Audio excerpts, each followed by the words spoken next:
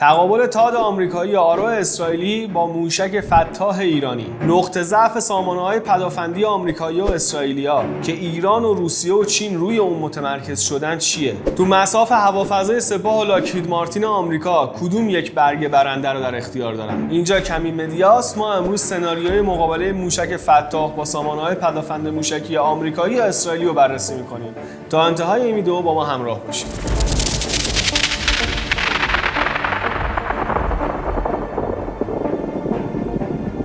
بعد از اینکه ایران از موشک فتاح رونمایی کرد و عنوان کرد که این موشک هایپرسونیک که میتونه از صد سامانه‌های پدافندی آمریکایی و اسرائیلی و پیشرفته بگذره، سوالات خیلی زیادی در مورد این ادعای ایران پیش اومد. حالا اینکه اصلا موشک فتاح هایپرسونیک هست یا نیست، یه قسمت مجزایی قطعا ما به موشک‌های هایپرسونیک بالستیک و کروز خواهیم پرداخت.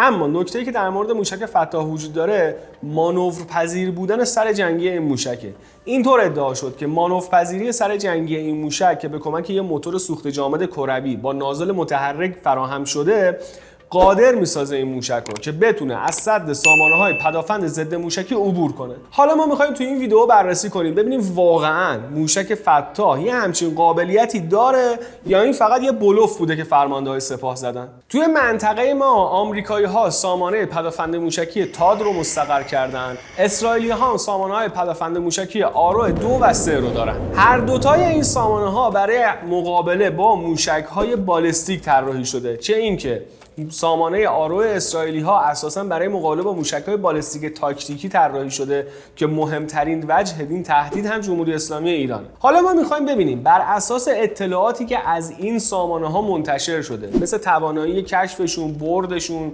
سیستم رادارشون، آیا میتونن با موشکی مثل موشک فتاح درگیر بشن یا نه؟ سایت دیفنس نیوز اخیراً یه گزارش رو منتشر کرد و گفت آمریکایی‌ها احتمالاً تا سال 2030 موفق نمیشن یه سامانه موشکی بسازن که با موشک‌های هایپرسونیک مقابله کنه. از همین خلأ هم چین و روسیه و کره شمالی و اخیراً ایران استفاده کردن و روی توسعه موشک‌های هایپرسونیک خودشون تمرکز کردن. اما قبل از اینکه بپردازیم به مختصات اصلی سامانه‌های تاد و آرو، یه موضوع عمومی رو باید در مورد سامانه‌های پدافندی توضیح بدیم. شیوه کار سامانه‌های پدافندی به خصوص تو سیستم‌های ضد موشکی مبتنی بر پیشبینی محل حرکت آینده پرتاب است. یعنی رادار سامانه پدافندی میاد بر اساس پروفایل حرکتی اون پرتابه و سرعت و جهتی که داره، مسیر و محل احتمالی هدف توی مثلا چند دقیقه و چند ثانیه آینده رو پیش بینی میکنه و بعد موشک رو به همون محل هدایت میکنه.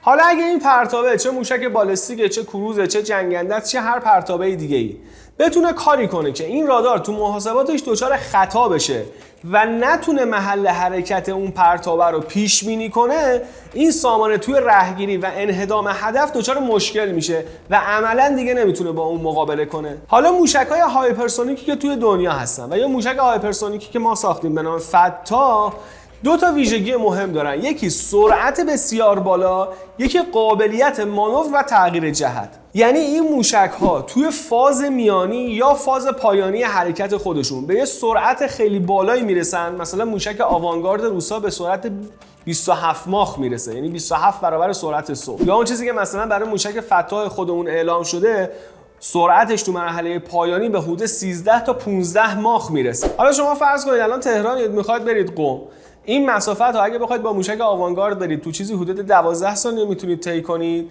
اگه بخواید با موشک فتاح برید تو چیزی حدود 22 ثانیه میتونید طی کنید. علاوه بر این سرعت زیاد، اگر شما بتونید به اون پرتابه خودتون قابلیت تغییر جهت رو هم بدین، تو این سرعت بالا یه تغییر جهت کوچیک باعث میشه مانورهای سنگینی رو اون موشک یا اون پرتابه بده و یه تغییر جهت‌های عجیب غریبی داشته باشه که دیگه سامانه پدافندی قادر به رهگیری و قفل روی اون نیست، بنابراین دیگه نمیتونه باهاش مقابله کنه. حالا بیایم بررسی کنیم ببینیم سامانه تاد و سامانه آرو اسرائیلیا از چه فاصله‌ای میتونن موشک رو کشف کنن، از چه فاصله میتونن با اون درگیر بشن و برد موشکاشون چقدره. سامانه تاد آمریکایی که توسط شرکت لاکهید مارتین هم طراحی شده و ساخته شده، 3 جزء اصلی داره. یکی رادار TPY2 که به عنوان رادار کشف و رهگیری هدف استفاده میشه، یکی لانچرهای موشک و یکی هم سامانه فرماندهی کنترل این سامانه است. رادار TPY2 1000 کیلومتر برد کشف داره، اما موشک‌های سامانه تاد حدود 200 کیلومتر برد دارن و میتونن حداکثر تو فاصله 200 کیلومتری با هدف درگیر بشن. حالا ما اگه بخوایم موشک فتاح رو یه شبیه سازی کنیم مقابلش رو با این سامانه تاد، به این نتیجه میرسیم. موشک فتاح 1400 کیلومتر برد داره.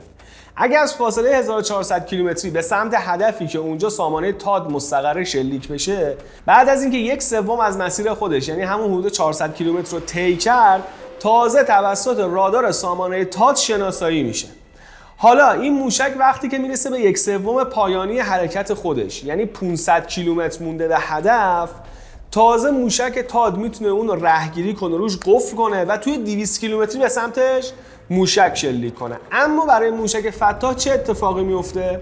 دقیقاً از اون فازی که سامانه تاد قادر میشه این موشک رو شناسایی کنه، روی اون قفل کنه، موشک فتاح به حد اکثر سرعت خودش میرسه، یعنی موتور کروی سوخت جامدی که توی سرجنگی اون موشک تعبیه شده فعالیتش رو آغاز میکنه، هم موشک رو به حد اکثر سرعت میرسونه و هم با نازل متحرکی که برای اون طراحی شده قابلیت تغییر مسیر و مانورهای سنگین و ناگهانی رو به موشک میده و بر همین اساس سامانه تاد دیگه قادر نیست روی این هدف قفل کنه و موشک رو به درستی به سمت اون هدایت کنه. پس تا الان سامانه تاد بر اساس داده هایی که ما از این سامانه داریم قابلیت مقابله با موشک فتاح رو نداره. حالا بریم سراغ سامانه های آرو. اسرائیلی ها سامانه آرو رو در 2 ورژن، آرو 2 و آرو 3 توی سرزمین های اشغالی به صورت عملیاتی در اختیار دارن. قبل از اینکه وارد بررسی تخصصی سامانه‌های آرو بشیم، حتما ویدئوی قبلی ما در مورد تاریخچه و ساختار پدافند هوایی ارتش اسرائیل که توی اون به صورت مفصل سامانه‌های گنبد آهنی، فلاخن داوود و آرو رو توضیح دادیم ببینید. سامانه آرو از 4 جزء تشکیل شده: رادار، لانچرهای پرتاب، سامانه فرماندهی کنترل و سامانه هدایت موشک. تفاوتی که توی سامانه آرو 2 و 3 وجود داره، موشک‌ها و رادارهای این دو تا سامانه است. سامانه آرو 2 از موشک آرو 2 و رادار گرین پاین با برد 500 کیلومتر استفاده میکنه. سامانه آرو 3 از رادار سوپر گرین پاین با برد 900 کیلومتر و موشک‌های آرو 3 استفاده میکنه. اتفاقی که برای موشک فتاح در تقابل با سامانه‌های آرو 2 و 3 میفته تقریبا مشابه همون چیزی است که برای سامانه تاد اتفاق میفته. اگه ما فرض رو بر این بذاریم که اسرائیلی ها در مقابله با موشک فتاح بخوان از بهترین سامانه خودشون یعنی آرو 3 استفاده کنن، تو فاصله 900 کیلومتری تازه موشک فتاح رو کشف میکنن. اونطور که اسرائیلی ها خودشون گفتن ارتفاع درگیری موشک آرو 3 حدود 100 کیلومتری، یعنی تو ارتفاع 100 کیلومتری هم میتونه هدف خودش رو بزنه. اما تا الان فکر کنم چیزی در مورد برد این موشک اطلاع رسانی نکرده. حالا اگر این سامانه هم بخواد با موشک فتاح درگیری بشه، تازه بعد از اینکه موشک فتاح 1/3 از مسیر حرکتی خودش رو طی کرده توسط سامانه شناسایی میشه تو فاز میانی حرکت.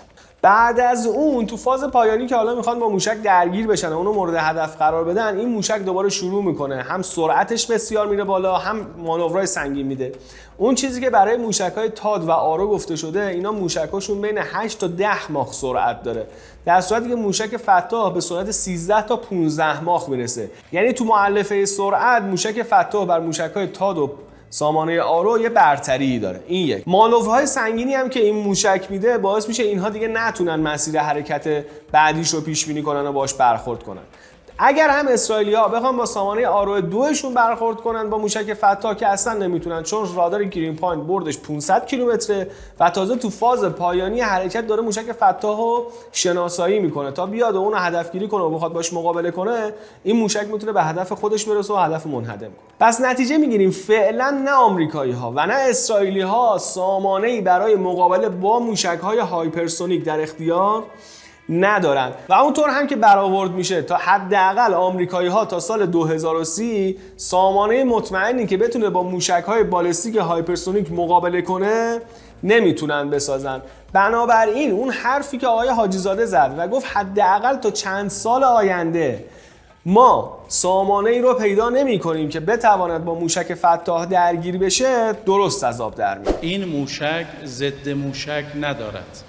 سامانه‌ای که بتواند با این مقابله بکنه وجود خارجی نداره. حالا مزیتی که موشک فتاح برای ما ایجاد میکنه چیه؟ خب ما موشک‌های بالستیک قبلی که داشتیم تا قبل از موشک فتاح، موشک‌های بالستیک معمولی بودن. یعنی موشک‌های بالستیک حالا سوخت جامد یا سوخت مایع معمولی بودن که بعضی از اونها دارای کلاهک هدایت شونده بودن، بعضی‌ها نبودن. خب سامانه‌های پدافندی که توی منطقه وجود داشت قادر بودن با این موشک‌ها مقابله کنن. برای همین ما اگه می‌خواستیم یه هدفی رو بزنیم بعد تاکتیکمون رو عوض می‌کردیم.